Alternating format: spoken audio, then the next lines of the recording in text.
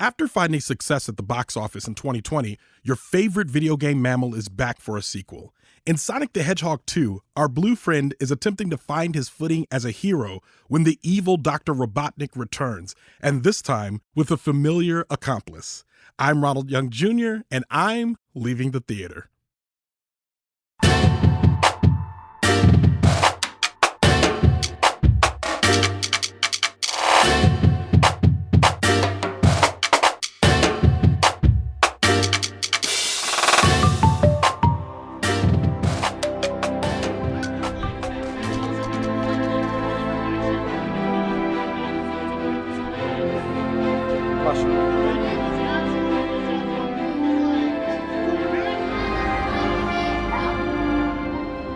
Check. All right.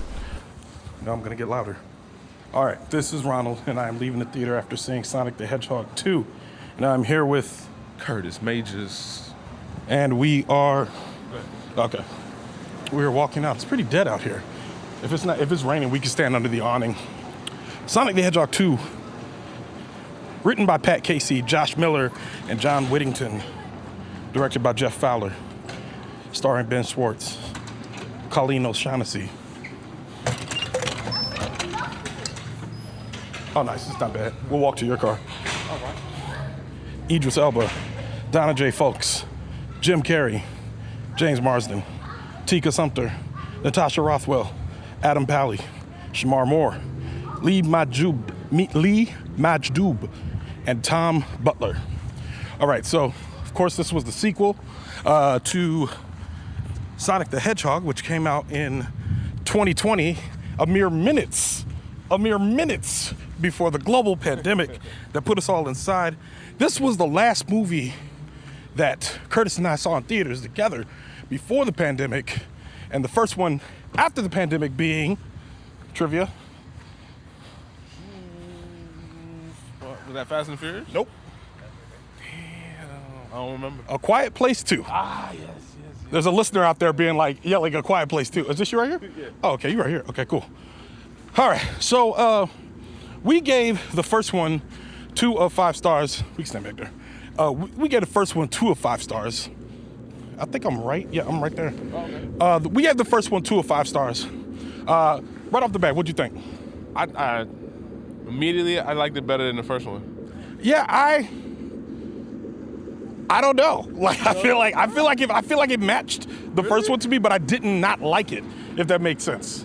Did not like it. Oh, okay. I mean, yeah, it makes sense. Yeah. So like, I could see it go either way, but I enjoyed it more than the first one. I guess because I didn't know what to expect for the first one. But go ahead. Oh yeah, but this one I kind of knew what to expect, and they didn't disappoint me as much as the first one. Yeah. See, okay, and that's what I'm thinking. I didn't really see any improvements from the first one, so it didn't drop it anymore for me. So like for me, I'm probably gonna rate this exactly the same. Okay. But like because I settled into the chair knowing what to expect, there were some parts where I was like, oh well, y'all are gonna give me the bar scene fight where we running around fast. They didn't do that. You know what I mean? They didn't do the thing with him running fast.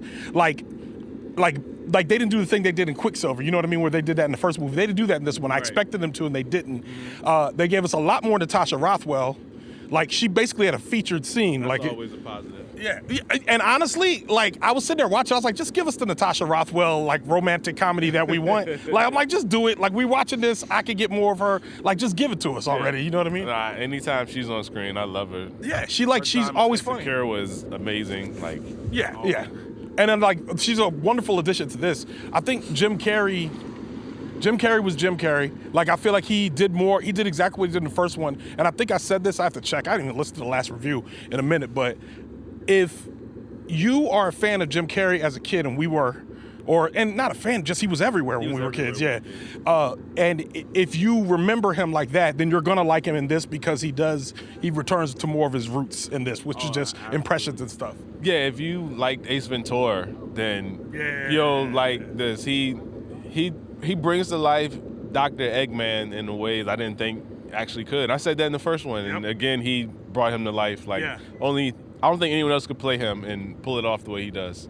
Agreed. I think he's like, And I mean, and obviously, and so I guess we should say, I've already read ahead. There's going to be a Knuckles spin. Come on with the car, man. What are you? Oh, I got a Mustang. Oh, it's a 5.0. I'm out here. All right. Hopefully Yep, all right. You're a great guy. Yeah, you're killing it. Great guy. Oh my God, look at you. Oh my Lord. Wow, I am so impressed. I'm gonna have to fix that in editing. So I think the thing that gets me about Jim Carrey is that, like, wait, was I talking about Jim Carrey? He like literally gunned the thought out of my head. He really did. Talking about Jim Carrey though, yeah. Okay, so they are making another Sonic. There's another sequel, but they're also making a Knuckles spinoff. Of course. Which I feel like, I'm like, okay, I can see it now, but I'm like, is it a prequel? Is it a sequel? What's it gonna be? This is the first I'm hearing of it, but it go either way. Yeah. I think it would be best to start off with a prequel and, I mean, just milk it for all you can because they're building their own universe. Just make it a good movie. I mean, it's geared towards kids too, so I think the kids will love it.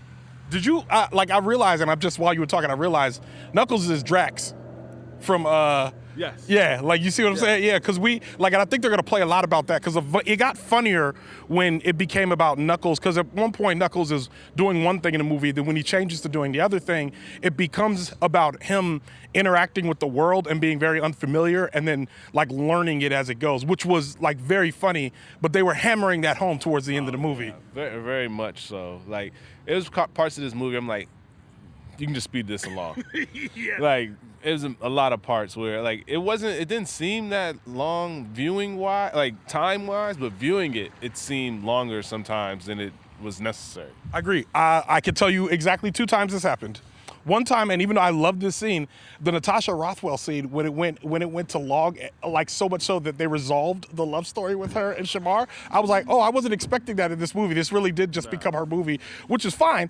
But I'm like, at the same time, I'm like, you guys, it's a different movie, and just make that movie. Please make that movie. I mean, like, screen time with her is always good, but like, that didn't need to be resolved there. Like, no. I expected no them. Spoilers, but it didn't need to be resolved. Exactly. And then the other part was Adam Pally in the coffee shop, like interrogating the bad guy. I was like, oh, you guys got good agents. Because they like, whatever they wrote to their contracts, they're like, nah, he needs at least 12 minutes of screen time, and he got every minute of it. He did. He absolutely did. That was another scene. I'm like, what is going on here? Like, these aren't even the main characters. And then it didn't play out. Like, no, it didn't even matter. Yeah. If that scene was cut, it wouldn't have mattered. We didn't even get an epilogue with them. Like, so we technically, like, I mean, we really don't know what happened with the rest of these characters. They but they gave them these long scenes, which you're right, it did lengthen the movie. And there was a few times where I was just like, I don't know how I feel about that. But it's funny because at the end of the movie, they set up for a sequel, which I'm excited about. When I saw it, I was like, oh yeah, I'll watch that. Of course I'm gonna watch that. But I guess what gets me is, like, why are we? I don't know. If I was dead broke, I probably wouldn't be at the movies. But I mean, it's just something to do. Like, if I was on a strict budget, Sonic wouldn't be in there. But it's something to get out the house, part of my childhood, and just go see a fun movie and turn my brain off. Yeah, and you know, it's funny you say that because you're a new father. Yeah. So like, as a new father, for you to be leaving your child to come watch Sonic, you know, it's just like, I'm just gonna take a break, go watch this movie, and go tag back in. You know what I mean? I'm a movie buff, so you know that. Like, I'd be at the movies whether I had a child or not. So it's true. Like, and I don't know. This was, if you have a family, take them. Oh, yeah. Y'all all gonna like it. If you're in your late 30s, mid 30s, late 30s with kids, you guys will all enjoy it. It won't be something boring for you, especially if you like Natasha Rothwell. There was a lot of her. Sega growing up, you played Sonic, so. It'd just be a good nostalgia movie, too, if you want to get out and see it. And you're right. We didn't even talk about that. The Easter eggs. Yeah. Like, the little Sonic Easter egg. They did a good job. They do a very good job at the right time putting in. And it's not just like Easter egg salad, as I said before. It's like they put one in, like the underwater scene, which we won't spoil. But, like, they put that one in. And just several things where you're just like, oh, that's cool. I like that. Like, I don't even know if you noticed when the first time the plane flew by, I was like, oh, that's from the... Yeah. As soon as you saw it, you were like, oh, we going to be saying that one again. We going to be saying that one again. Yes. It was little things. I was like, I see that. I know it's about to happen, and I'm ready for it. Yeah. I was here for all of that. Yeah. I still think it's a 2-star movie, but it's weird because I would still recommend it. I'm like, go see it. Like, it's like, to me, I think there's things that they could have done with this movie that I think would take it over the top. Yeah. Like, I think they heavily lean into the family aspect, which I get because it's a kid's movie, but almost to a point, like, it's not even like Pixar does it gracefully.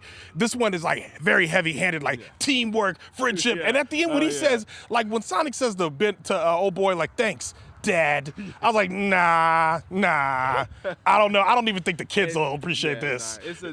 Like you said, it's a kid movie. Yeah. Like it's geared towards the kids. Yeah. So like, just be prepared for that. Yeah. So it's a little corny, a little cheesy, but it's for kids, so it's gonna be that. Yeah, I think where I like, as a person who watches a lot of movies, and you do too, like when you watch the Pixar, the Legos, or all that stuff, you can see the difference between them making a very sophisticated kids movie and them just making a straight up, like, this is popcorn, bring your kids, we gonna make 100 of these. Yeah. We saw a Minions preview in this, so it's like they're not playing around, like they're gonna make 100 of them, so it doesn't really matter what like people like you and I think who like, I didn't bring my kids. Yeah, your child is too young to come to this, so it's like, what do we do? You know what I mean? But like you say, Disney and whatever the other, Pixar and DreamWorks, they do a good job of, when it's a kid's movie, it's very kid movie, but the jokes are for adults. Yes. Sonic, there weren't really no jokes for adults. It was just all geared towards the kids. Yeah. And that's cool. Yeah. And that's fine. Like, it's like, and I think it is what it is. And I think that's what takes it from a 2 to a 3. Or a 3 to a 4 in some cases, because we've seen animated movies that for me, I'm like, this blew me away. Into the Spider-Verse blows you away. You know what I mean? Like, they're just, between the animation and the storyline itself, just blows you away. Yeah. So, good movie. Go see it. I give it 2 of 5 stars. What's your rating on it? If we gave the last one 2.5, I give this one a 3, maybe 3.5, just because it didn't disappoint. Okay. Like, the first one, like I said, my expectations were a little high. Going in this one, I knew what to expect. And it didn't disappoint. I think it kind of overachieved, actually. I could have been cut down a couple, but other than that, I was, from start to finish, I was engaged. Okay. You give it 3.5, I still give it a 2, so we'll bring it up to, we'll give it a 3. We'll give it a straight 3. A straight 3 across the board. Thanks for being on the show. Is there anything you want to plug? No, I have no plugs. Streets are dry, baby. All right, we're going to get you there. All right, and with that, Leaving the Theater is a production of ohitsBigRon Studios. Theme music by the mysterious Breakmaster Cylinder. To find out more about this show and other ohitsBigRon Studios shows, follow me on Twitter and Instagram at ohitsBigRon. That's at ohitsBigron. If you like this show, I host another new show from HBO and Pineapple Street Studios called HBO Docs Club. Check that out wherever you listen.